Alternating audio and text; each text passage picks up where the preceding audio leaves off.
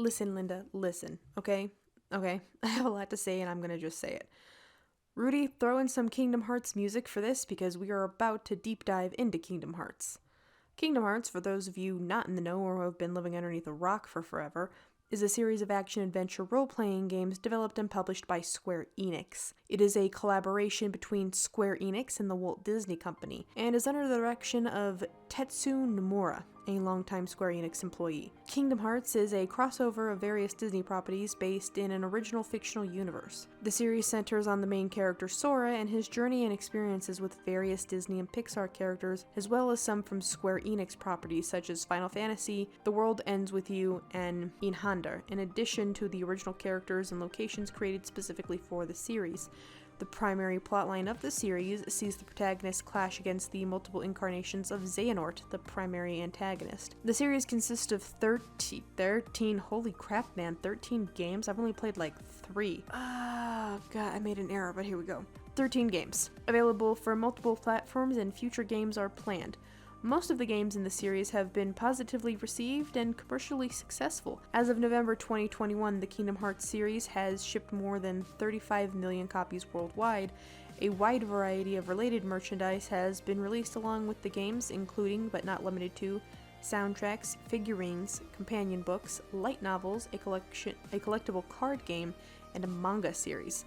The games in order are Kingdom Hearts Chain of Memories, Kingdom Hearts 2, Kingdom Hearts Coded, Kingdom Hearts 358 over 2 days, Kingdom Hearts Birth by Sleep, Kingdom Hearts 3D Dream Drop Distance, Kingdom Hearts X Chi, Kingdom Hearts Unchained X, Kingdom Hearts 0.2 Birth by Sleep, a fragmented passage, Kingdom Hearts X back cover, Kingdom Hearts Union X Cross, Kingdom Hearts 3. Hold up, I gotta go play these games before I do anything, and then I'll be right back. Please hold.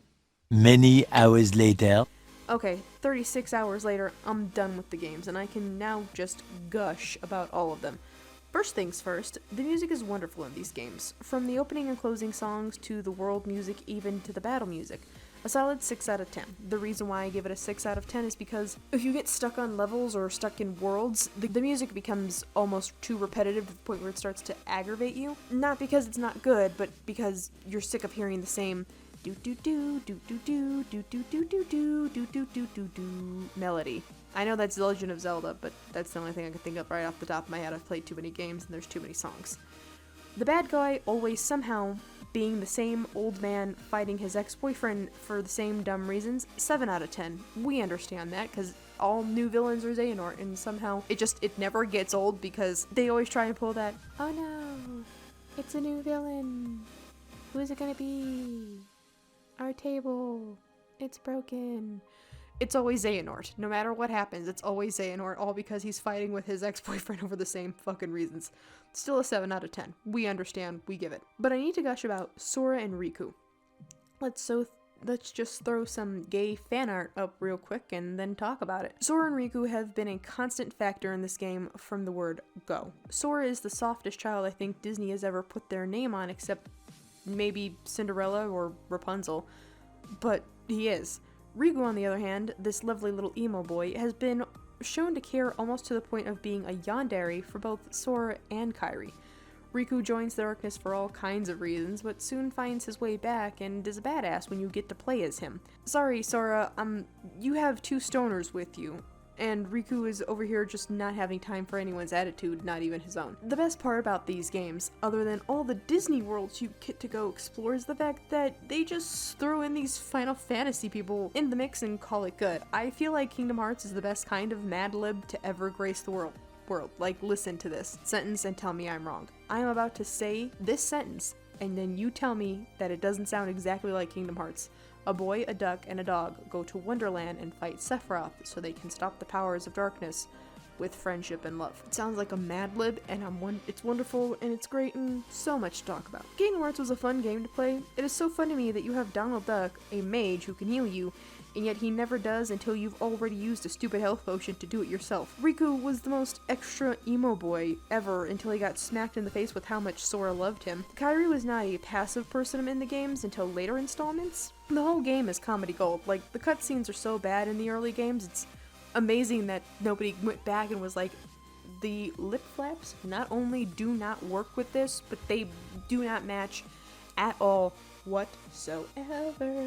But that's not the point. The point is, these are fun games. They really are. And yeah, like, the cutscenes are bad, right, in the early games, but they've gotten tremendously better as the games go on. And no matter what anybody sits there and tries to tell you, yeah, the gay in this is just, it's really right there in your face to the point where you're almost like, damn, dude, just kiss him. Fuck. But the campiness that all of it is, right, because Kingdom Hearts it's campy. There's Heartless, there's Nobodies, there's fake fantasy worlds, there's Disney fantasy worlds, there's Disney movie fantasy worlds, because the Pirates of the Caribbean, man, in every single game, it throws you so for a loop because it's like, it's a little bit too real. It's like seeing two different art styles being presented as the same thing, and you're like, I don't get it, man. I'm trying, but I can't do it. But it's a campiness that works, and it is altogether overlooked because the game itself is great. These games are like wearing fuzzy socks and letting the rain outside wash away all of your worries for a little bit. Now, some of the fights are hard, but it never outright punishes you for failing. It lets you play without making you feel like you need to go down a level because you keep dying. These games are my comfort games. Even when they got weird, they made me so happy.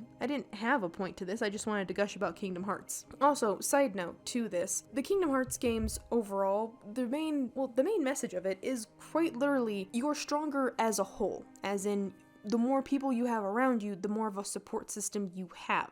So Xehanort's always darkness, darkness, darkness. Shut up. Nobody cares. Because yeah, darkness is be a cool power, but why does the darkness always have to be evil dark emo boys who have no friends? Why can't darkness be the bubbly girl in Uggs who takes pictures all the time? Why can't she have the power of darkness and have 1 million Instagram followers? And do you see what I mean? It's like, they're playing on this trope, and they're playing it completely straight, and the voice actors and everything, man, you gotta give it up for them, because not only are they keeping a straight face while saying all of these lines, but I feel like, yeah, that's kind of the point, man. They're fun bit characters. They're supposed to be fun. All of it's supposed to be fun. Like, in Dream Drop Distance, you're just like, I'm super lost, but I've somehow gotten a fat little cow pig thing that has a little horn on it, and yeah, it works. It's my little buddy. It's hilarious. There's also new side characters that they always add in different games, and you're always like, are you a thing? Am I gonna see you next game? Sometimes you do, and other times you don't, and you're like, alright, that was cool. And they just keep adding more elements to it, and I refuse to believe that at the end of Kingdom Hearts 3, right? Spoilers, Kingdom Hearts 3, Sora is dead because he brought back Kairi. I was like, no. Sora was in a coma for who knows how long while Riku was off doing whatever with Organization 13. Y'all can stick to that theory and stuff it somewhere. It's not that big of a deal. Moving on. Because if there's more games coming, right, which they have said that there are more games coming, then let's do it. Let's go. Give me all the games. This is not a series that's just gonna die off like Lord knows Final Fantasy. It could have died 1,000,000 times, but they keep making new games because there's more stuff to explore. And there's always more stuff to explore. And considering Disney keeps making new movies all the time, forever, like, yeah, it's not like Kingdom Hearts is suddenly gonna die out. You know when it's gonna die out? When it stops making money. And until it stops making money, I can't wait for the next one. Because I spent almost, 72 hours. I spent almost 3 days just trying to play through all of these games and foregoing sleep just to be able to make this video. All of it is hilarious, all of it is good, the voice acting is good, the music is great, the fights don't punish you for being bad at it, it's just an overall, it's a comfort game for a lot of people. It's a comfort game for me anyway. Maybe I'll do a more in-depth analysis of this if I feel like it, we'll see. Anyway, I'm gonna leave all of my socials in the description if you guys could just give them a perusing.